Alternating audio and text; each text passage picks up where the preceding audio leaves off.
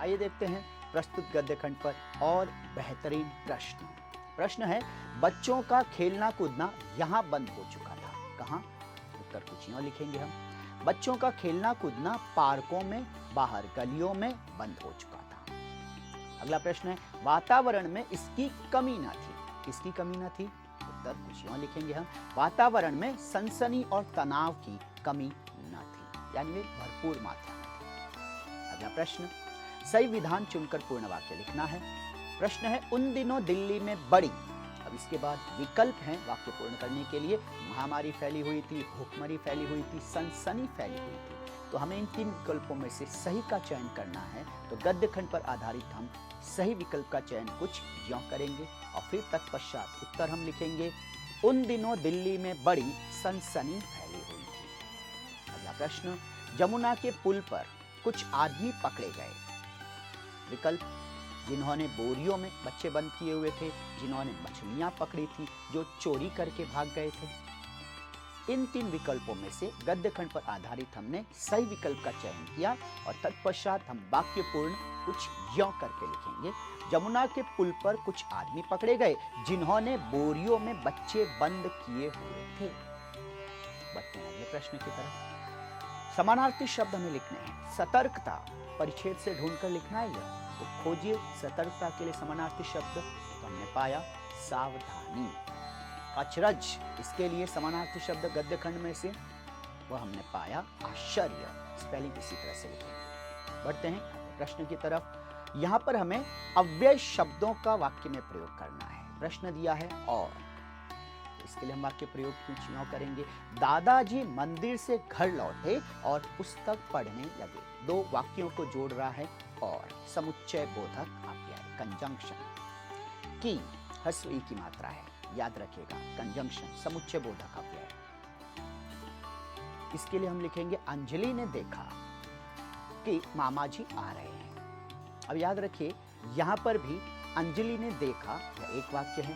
क्या देखा? इस वाक्य की जानकारी को पूरा करने के लिए अगला वाक्य है, उसे जोड़ने के लिए पहली की का प्रयोग किया गया है। यानी देखा, देखना क्रिया है, क्रिया के पश्चात पहली की।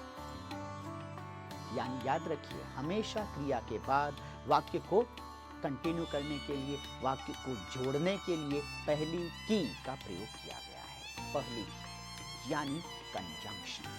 स्वाभाविक यहाँ पर दूसरी की का प्रयोग नहीं होगा, यानी दूसरी की का प्रयोग वाक्य जोड़ने के लिए नहीं होगा। दूसरे वाक्य को जोड़ने के लिए हमेशा पहली की, दूसरी की कभी नहीं प्रयोग करेंगे वहां पर, याद रखिए। यानी ह्रस्व ई की मात्रा पहली की। तो हमने पाया और की, ये दोनों समुच्चय बोधक अव्यय हैं। आपने और एक चीज देखी, यहाँ पर हमने दादाजी शब्द लिखा है और अंजलि शब्द लिखा है।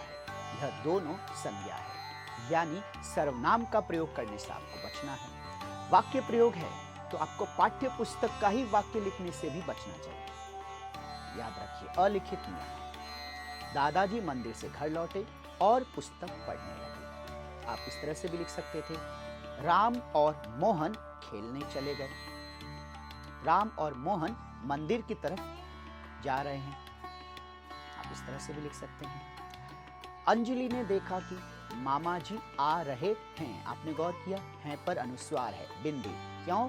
मामा आ रहा है नहीं कहा है, मामा जी आदर, इसलिए रहा नहीं, रहे, और फिर हैं पर अनुस्वार बिंदी। यानी वाक्य प्रयोग करते समय वचन और इस तरह से भी इन सारे नियमों का ध्यान रखना है। हैं पर बिंदी कब लगेगी, वाक्य के अनुरूप, ये सब ध्यान रखिए। इस तरह से जब आप लिखेंगे, इन सारी चीजों का ख्याल रख के जब आप वाक्य का प्रयोग करेंगे, इन अव्यय शब्दों का वाक्य में प्रयोग करेंगे, तो अवश्य ही वह सही उत्तर होगा।